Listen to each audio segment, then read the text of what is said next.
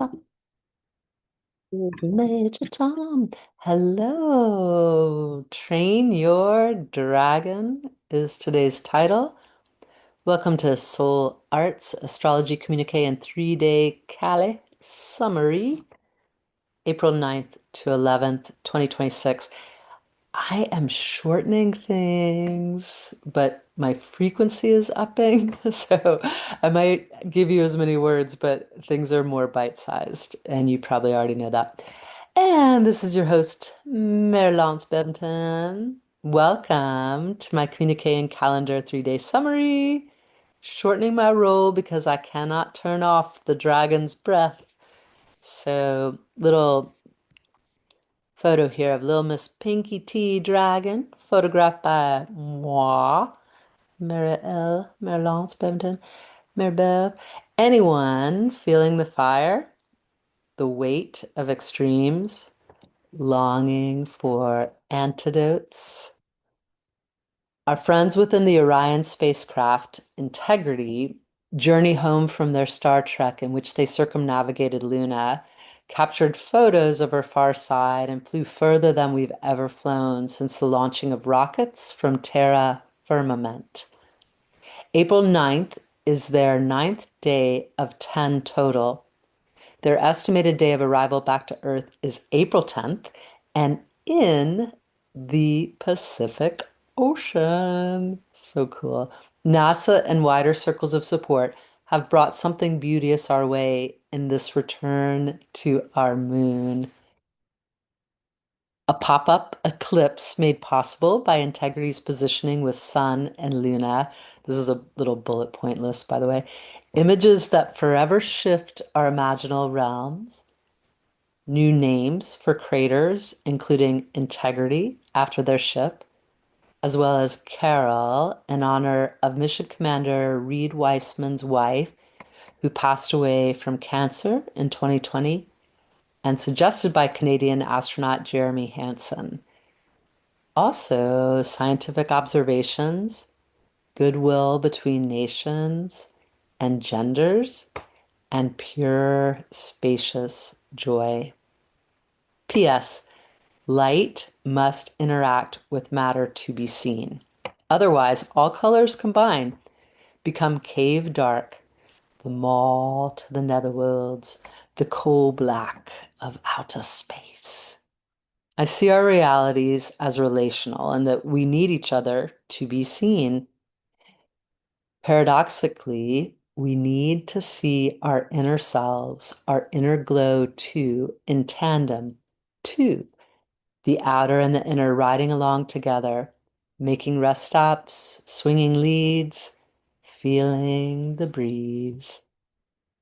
Skip it away. We will benefit from abiding in our centers this April. This memorable and magical April requires us to pay attention to dosages and dimmer switches, for balance will be our antidote. I'm gonna add portions in there because it's kind of like dosages. You know how I roll, I sort of edit as I go a little bit. Aim for balance, and balance will take your hand and help you withstand the grouping of celestial bodies, ballet dancing in Aries. That line has a bit of a footnote that will take you to one of my favorite little places on the internet. It's called The Planets Today. It's so groovy. They basically just show you where the planets are in the sky, and there's a little interactivity that you can fool with too. Plus, a transcendental take on matters, one that sees divinity coursing through all life forms, including our own, will help us release attachments to victim, persecutor, and or rescuer postures and behaviors. Ooh, letting go of payoffs. I need to call in Major Tom for a second there. Letting go of payoffs to these archetypes within all of us will do us a world of good. Then again, that's a goal of embodiment on Earth.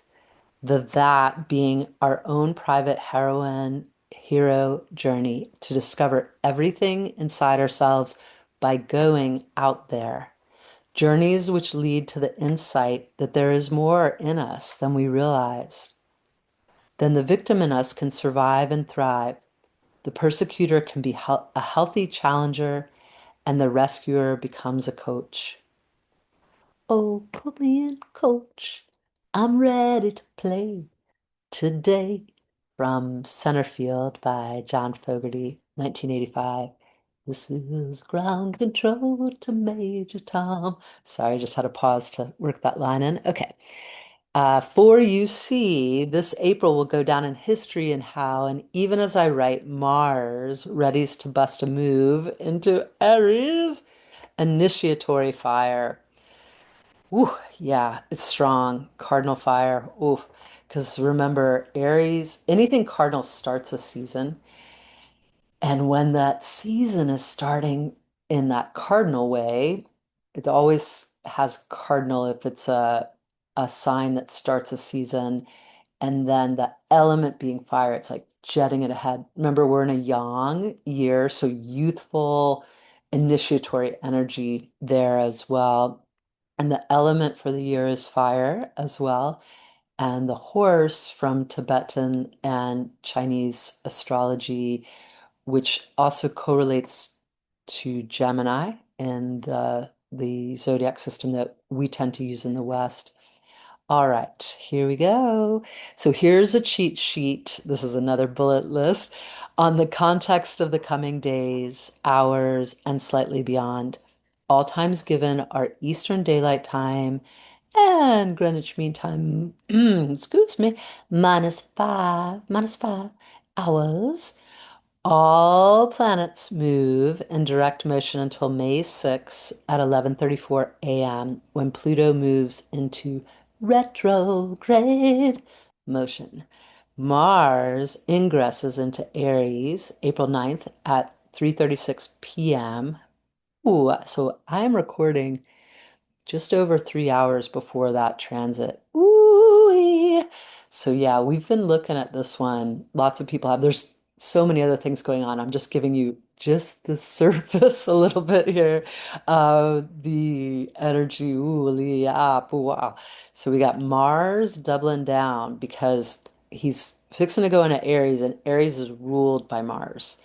And we've also got this double downing on fire that we just discussed, and that gets enhanced by this massive grouping, stellium of planets, satellitium of planets in the sign of Aries.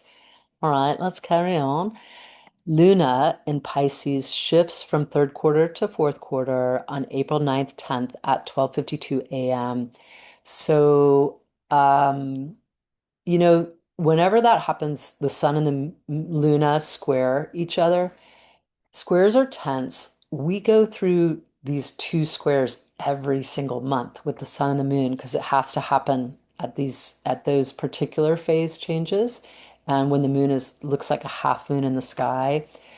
And because Luna moves so fast, these are quick. But there's a belief throughout a lot of, I'd say this is perhaps more Eastern, but I studied yoga with a yoga scholar in India for a while, and we based a lot of our study on the Yoga Sutras and some knowledge you might call it like street yoga knowledge, where my teacher, Sri Gangapuri, said that we look at nature in balance when the moon is half, it's in balance. Perfect time to do yoga because we're in balance and relative to a new moon or a full moon. And we will get to a new moon in just a second. All right, continuing on. Carry on my wayward son. Luna in waning half moon phase provides this balance, anchoring the stellium in Aries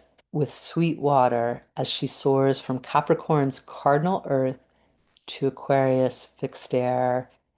You likely caught this, but because the moon is ruled by Cancer, often it's associated with water, and that's cardinal water too. It's like, it's as big as the cardinal fire. And they're quite polarities to one another, in fact. Passover ends on April 9th, and Orthodox Good Friday begins on April 10th, if that's your faith system. Mercury ingresses into Aries April 14th, 15th at 11:21 p.m., redding himself in the high seas, late degrees of Pisces, mutable water now. Yeah, so basically Mercury is still with Mars because Mars hasn't quite crossed by this recording, but by the time you hear this, Mars will probably have crossed. And those high degrees, particularly the very last one and the very first one, that would be the anoretic and the active, they get wild and woolly. Like anything could happen, right when you're standing on the edge of something or entering something, it's that sort of potential change. I often think of it a little bit like Sliding Doors, the movie, though it's perhaps not that dramatic. Okay, lastly, party in Aries, and we've already talked about this a little bit, but here's the lowdown, and I'm not even including actually another dwarf planet too, but party in Aries, Neptune, Saturn, Eris, Chiron, and the former two and the latter two are conjunct-ish, and Luna, our moon, will conjunct our sun there for the new moon on April 17th, 18th at 27 degrees, 28 minutes of Aries at 7:52 a.m. And like the Sabian symbols always round up, you can also round up that degree point, the 27 degrees to 28. So once again, we've got a new moon on the horizon that's basically hugging all this party in Aries of celestial bodies and in that anaretic degree influence. It's not actually on the anaretic degree, but it's certainly close. And one other little note, you likely know this, but this Eris Chiron conjunction's been going on for a long time. It sort of settled out a teeny bit in late March, but Chiron's a wounded healer, half man, half centaur. A lot of trauma can get associated with Chiron and also the healing of trauma. I've it's been reported to me, and I've felt this in myself. There have been a lot of tears of late, people crying, crying, and I do see us as a world grieving. Eris, who, if I recall correctly in myth, is Mars' sister. I should have double checked that. I'm forgetting right now for some reason. But anyway, she has a little bit of a Kali vibe to me. Perhaps not quite as dramatic as Kali in the Hindu pantheon of goddesses, but she is super strong female energy. Okay, all for now, friends. Till tomorrow, and in carrying the light. Thanks ever so for stopping by. If you're not already subscribed, please do. And I have actually basically for at least a time taking my paywalls off. But if you feel like you want to send a little dough my way, I'm always open to that. But I'm cool with it. Whatever makes sense for your world, following, if this information is helpful, that is always good because I do post a lot of notes on Substack, and I haunt a couple other spots in the cyberspace spaces. And let's leave it at that. Sending much love your way. Bye. This is ground control to Major Tom.